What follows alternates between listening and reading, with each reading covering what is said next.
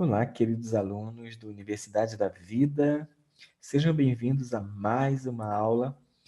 Essa é a nossa terceira aula e vamos abrir a nossa terceira semana com um tema maravilhoso. Esse tema aqui, ó, que eu vou colocar para vocês aqui na tela, que é o que nós chamamos de a melhor experiência de sua vida. Queremos certamente entender que para a gente conhecer Deus de uma maneira pessoal, é porque temos que ter uma experiência com Ele, tá ok? Então, para a gente começar aqui, eu quero pegar emprestado aqui de um outro professor também, que tem dado aula, né? Professor Suede, da Igreja Batista da Filadélfia, né? Eu quero que vocês assistam essa experiência que ele fez aqui, tá bom? Vamos lá?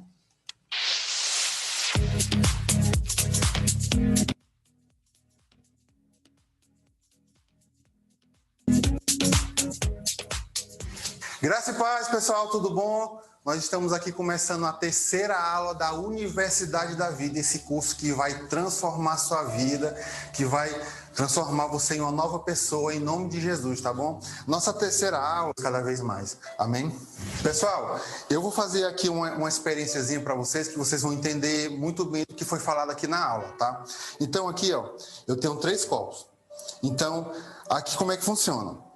Esse copo vai representar Jesus, tá? Esse copo escuro vai representar o pecado, a velha vida que você vivia. E esse aqui é você, tá? Então, Jesus, a velha vida e você. Então, assim, quando nós nascemos assim, ó, puro, sem maldade, sem pecado. E a partir do momento que a gente vai crescendo, vai sendo ensinado pelo mundo, pela forma que a gente vive, né? Então o pecado ele vai entrando assim devagarzinho, entra um pouquinho, aí a gente vai aprendendo o que é errado, vai fazendo pecado, vai aprendendo mais um pouquinho, e assim vai. Assim é toda a trajetória da nossa vida, tá?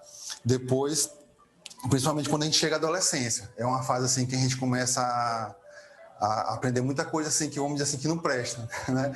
E também pelo modo de vida que a gente vive, pelo modo que os nossos pais viviam.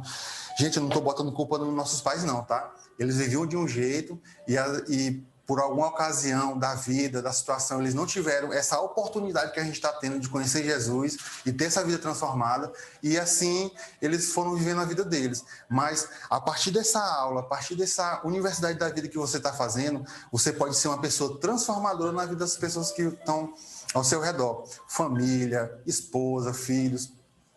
Porque aqui é uma nova vida, né? Então, assim, você vai vendo que vai entrando pecado em você, né? De diversas formas, de diversas áreas. Aí alguém vem e fala de Jesus para você. Jesus é o caminho, a verdade e a vida. Ele faz com que você nasça de novo. Ele faz com que você mude o seu pensamento, o seu modo de agir, o seu modo de fazer as coisas, o seu modo realmente de viver em todas as áreas da sua vida. Então, quando Jesus vem e você aceita Jesus, olha o que acontece. Ele lhe limpa. Através dos 7 sangues derramados, ele faz isso aqui na sua vida, ó. Ele lhe limpa, lhe lava, lhe cura e faz com que você volte a ser uma pessoa santa, né? E Jesus e o pecado não conseguem entrar em Jesus, ó. Porque Jesus, ele não aceita o pecado, ele repudia o pecado. Ele ama as pessoas, mas o pecado não. Então Jesus, ele tem o poder até de limpar o pecado da sua vida. Amém? Bom, Olha que coisa interessante, né? Então vamos voltar aqui. Então, como eu já falei para vocês, hoje nós vamos dar sequência à nossa terceira semana e vamos falar da melhor experiência de sua vida. Lembrando que na semana passada nós falamos sobre o melhor negócio da sua vida e você, durante toda a semana, fez os seus devocionais, estudou, provavelmente deve ter visto quantas coisas maravilhosas Jesus fez por você ao fazer o seu melhor negócio, né? Então lá você também viu sobre o poder do sangue de Cristo, uma só gota, e você viu lá os 7 derramamentos, né? É aquilo que Jesus faz com a nossa vida. Então, você viu na experiência o quanto que o poder de Deus ele é eficaz na nossa vida. Ele vem e nos purifica. Não importa como você está, não importa se você está sujo, fedorento, é pecador, é sei lá, é uma pessoa vamos dizer assim, da mais desprezado e mais desprezível que possa ser, Deus, ele pode te abençoar, ele te salva, ele te liberta. Esse é o poder do sangue dele. Esse é o poder de você ter uma experiência. Você não pode falar que tem uma experiência com uma pessoa, uma experiência pessoal, né? Você não pode dizer que conhece alguém se você não tiver uma experiência com ele, né, de conhecê-lo, de conviver com ele. Então é isso que você está fazendo. Você está, você, você está conhecendo, né, uma nova vida, a vida de Deus. Então essa nossa aula, ela tem uma meta. Nós queremos entender o que significa nascer de novo e qual é a importância dessa experiência na vida cristã, tá bom? E temos 2 objetivos também. Nós precisamos conhecer os benefícios que o novo nascimento traz à nossa vida e identificar as evidências do novo nascimento. Então é importante você agora tá ligado, tá bom? Então, tire esses momentos agora, esses 20 minutos, no máximo aí, esses 20, 25 minutos para você anotar tudo, né? Pega seu livro, tá bom? Não deixa ninguém te interromper. Estuda nesse momento, tá certo? Então, vamos lá? Olha só, então nós já falamos dessa experiência maravilhosa que Jesus fez, né? Pegamos aí o exemplo aí do nosso professor Suede, e ali você viu, naquela experiência, quem você era e quem é Jesus e o que é o pecado. Imagine, querido, que nós temos uma natureza, né? Temos uma natureza humana, uma natureza tendenciosa ao pecado. E o que Deus oferece?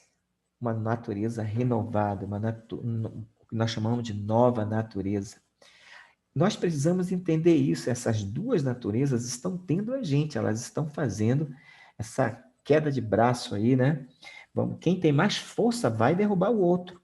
Então, quando você encontra Jesus, então Deus começa a fazer algo novo na sua vida. Então, existe uma natureza de Deus, uma natureza divina atuando na sua vida. Só que dentro de você também, dentro da gente, dentro de nós, tem uma natureza má, a natureza do pecado, a velha natureza, que é simbolizado por todas as coisas erradas que nós fazíamos. Ela nos mantinha prisioneiros. Aí veio Jesus, nos libertou. E aí, ou seja, dentro de você ainda tem essa velha natureza? Sim, tem, né? Existe uma guerra, ou seja, cada natureza quer tomar o seu domínio, o seu lugar. Então é importante a gente entender um pouquinho dessa guerra que existe, tá bom? Por exemplo, tá aí, ó. Vejam bem, as guerras da nossa vida. Eu fiz questão de abrir para vocês, mostrando aí 2 leões, né? Alião, 2 leões, ou essas 2 naturezas, a velha natureza lutando contra a nova natureza. A velha natureza, a natureza do pecado, a natureza do velho homem, e a nova natureza, a natureza que Cristo está colocando e começou a criar na nossa vida, né? O nosso novo homem, correto? Então, o que é a nossa velha natureza? Vamos ver as suas características. Lá em Gálatas 5,17, o apóstolo Paulo escreve e diz: pois a carne deseja o que é contrário ao espírito, e o espírito o que é contrário à carne. Estes estão em conflito um com o outro, de modo que vocês não fazem o que desejam. Então, quando ele fala de carne, ele está falando da velha natureza, né? E quando ele fala de espírito, ele está falando, toda vez que você tem a palavra Espírito Santo, o Espírito com letra maiúscula, ele está falando do Espírito de Deus. Então, o que está acontecendo? você tem a sua carnalidade, nós temos a nossa carnalidade, a nossa natureza. Então, quando nós temos uma experiência com Cristo, o Espírito Santo começa a fazer nova todas as coisas. Então, existe uma guerra. E lá em Gálatas, capítulo 5, 19 a 21, você pode depois acompanhar na sua Bíblia, diz assim, ora, as obras da carne são manifestas.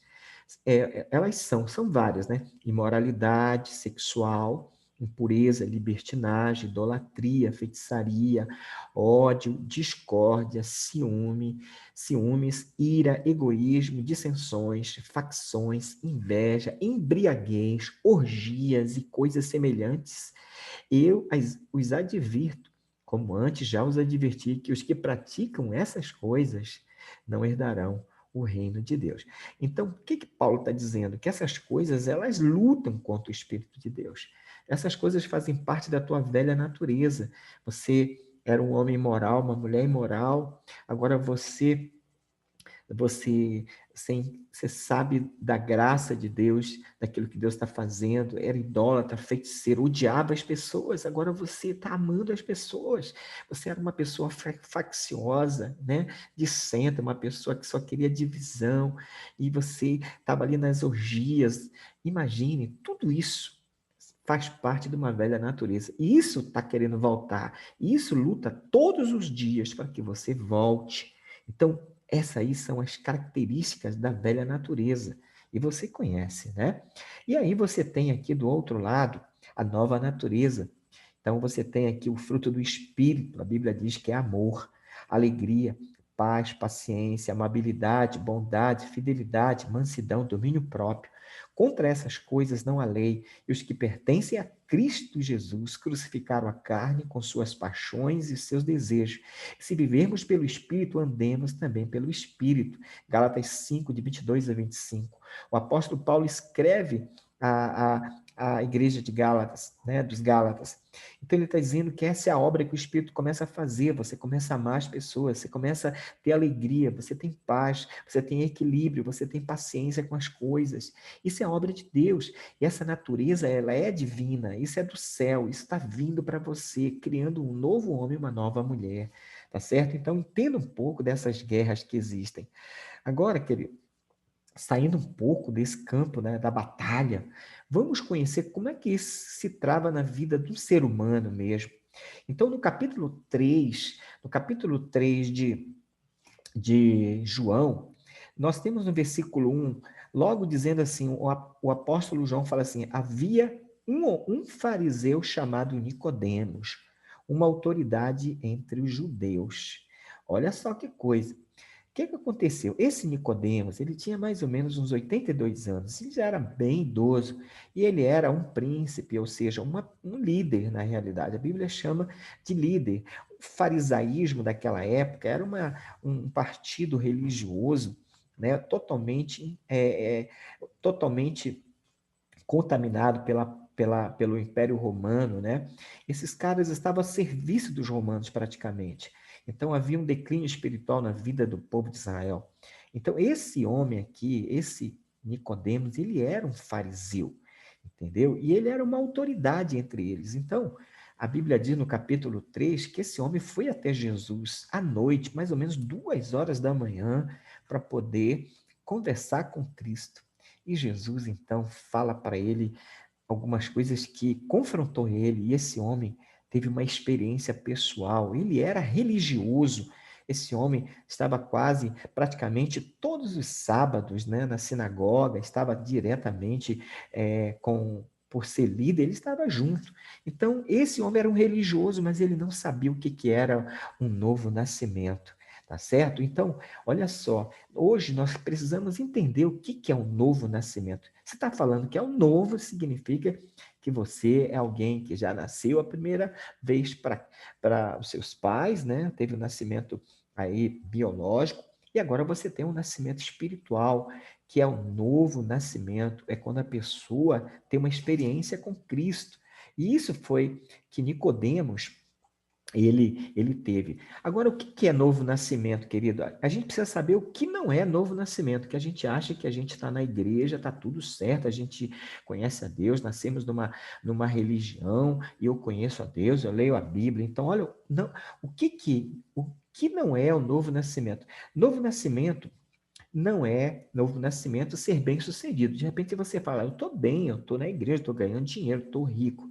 Querido, prosperidade financeira não significa prosperidade, não significa crescimento espiritual, né? Tem muita gente ricas no mundo que nem lê a Bíblia. Tem gente bem-sucedida que nem conhece, não quer nada com Deus. Tem seu dinheirinho, está gastando, tem sua casa, seu carro, sua mansão, ele não está nem aí. Então, ser bem-sucedido não é um novo nascimento, tá certo? Há muitas pessoas que estão muitas vezes dentro das religiões, congregando, frequentando igrejas e que são bem-sucedidas em muitas áreas, mas isso não significa que eles nasceram de novo. Novo nascimento não é novo nascimento ter um profundo conhecimento da Bíblia, informações certas sobre Jesus. De repente você estudou teologia, você conhece a Bíblia, estuda a Bíblia, fez estudos, mas você nunca teve uma experiência com Cristo. Eu conheço pregadores como John Wesley, do século passado, esses homens, ele disse que ele se converteu no dia de uma pregação dele.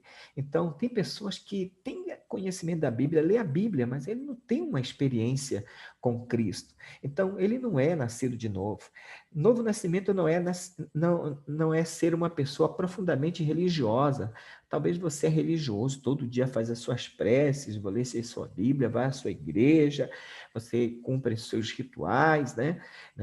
Mas isso não é novo nascimento, isso é religiosidade.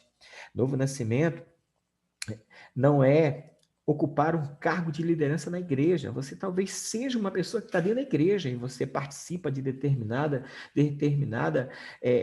trabalho da igreja e fala assim, eu nasci de novo, eu estou aqui. Isso não significa que você... Olha só, e também novo nascimento não é simplesmente uma reforma moral. Eu não chamo palavrão, eu não roubo, eu não minto, eu não traio minha mulher, nem meu marido. Então, moralmente, eu sou uma pessoa impecável. Isso não significa, porque Nicodemos era tudo isso aqui que você está vendo. Ele era bem-sucedido, ele conhecia a Torá, ele conhecia a lei, ele conhecia acerca do Messias, tanto é que Jesus despertou curiosidade para que ele conversasse. Então, Nicodemos era tudo isso aqui que você está vendo, e esse homem precisou ter uma experiência com Deus. Agora, o que significa nascer de novo? Nascer de novo significa ter uma mudança de vida tão radical que é como se você voltasse a nascer, apagando sua vida antiga. Jesus disse que somente quem nasce de novo pode entrar no céu. Então, o novo nascimento acontece quando você crê em Jesus como seu Salvador. E aí você tem essa experiência maravilhosa. Então, é importante você entender isso. Agora, vamos ver aqui. O que aconteceu na vida de Nicodemos? Depois você pode pegar e ler todo o capítulo 3 para você entender um pouco mais. Mas eu destaquei aqui quatro coisas que identificam o que é realmente uma pessoa que tem um novo nascimento. O que é nascer de novo? Querido, nascer de novo é algo radicalmente novo, como já diz, né? Ou seja, no capítulo 3, no versículo 3 de João, Jesus respondeu, eu afirmo ao Senhor que isto é verdade. Ninguém pode ver o reino de Deus se não nascer de novo. Por quê? Porque Nicodemos chegou elogiando Jesus. Jesus falou, olha, você tem que nascer de novo, Nicodemos. E ele falou, mas o que é isso, nascer de novo? Eu tenho que voltar e entrar na barriga da mãe e nascer a segunda vez? Eu já sou velho. Não, ele não entendia. E Jesus diz para ele que ele precisava nascer de novo. Então, essa palavra nascer de novo é a palavra grega para essa expressão que é anotem, que significa absolutamente novo, inédito, que nunca existiu. Ou seja, você nunca existiu no formato de uma nova criatura. Ou seja, é uma espécie de ressurreição do que estava morto. É quando ocorre uma transformação de dentro para fora. Ou seja, não é de fora para dentro. De fora para dentro é religiosidade, é de dentro para fora. Deus começa a mudar o teu interior, Deus começa a mudar o teu caráter. Um novo nome, uma nova pátria, novos desejos, novos gostos, novas preferências. Tudo tem que ser novo. Como você pode, muitas vezes, dizer que nasceu de novo se você continua fazendo coisas antigas, coisas velhas? Então, aqui é uma mudança radical. Você precisa ver o novo e participar do novo. Jesus disse: você tem que ver o reino de Deus. E você não pode fazer isso se você não nascer de novo. A segunda característica é que nascer de novo é uma obra exclusiva de Deus. Ele fala: ninguém pode ver o reino de Deus se não nascer de novo. Ou seja, é Deus quem começa, não é o pastor, não é o bispo, não é o padre, não é o líder espiritual que faz com que você nasça de novo. Isso é uma obra de Deus. Ele pega o vaso velho, quebrado, destruído e faz ele novo. Ele é o oleiro, ele quem coloca as coisas no nosso coração. Nenhum ser vivo pode operar em si mesmo esse novo nascimento. Como nenhum ser morto pode dar a vida a si mesmo. É fato que o ser humano pode muitas coisas, mas ele não pode dar a vida a si mesmo. Só Deus pode dar vida. Nascemos de cima, nós nascemos do alto, nós nascemos de Deus, nós nascemos do Espírito. Essa nova criatura, esse novo nascimento é de Deus, é uma obra de Deus, não é de religião, não é de nenhum de um ser humano, é uma obra exclusiva de Deus. É Ele que está fazendo isso na sua vida. E Jesus falou isso para Nicodemos: ninguém pode ver o reino de Deus se não nascer de novo. Quando você nasce de novo, quando você entrega seu coração, querido, aí Deus começa a fazer algo novo na sua vida, novas palavras, nossa maneira de pensar, tudo é novo. A terceira lição, que também tem a ver o que é nascer de novo, é nascer para uma vida de santidade e uma transformação interior realizada pelo Espírito Santo. Jesus disse para ele: eu afirmo ao Senhor que isso é verdade, ninguém pode entrar no reino de Deus se não nascer de novo. Ou seja, você sai da dimensão do ver, que são o teu primeiro momento, você começa a ver as coisas diferentes, e agora você entra numa dimensão.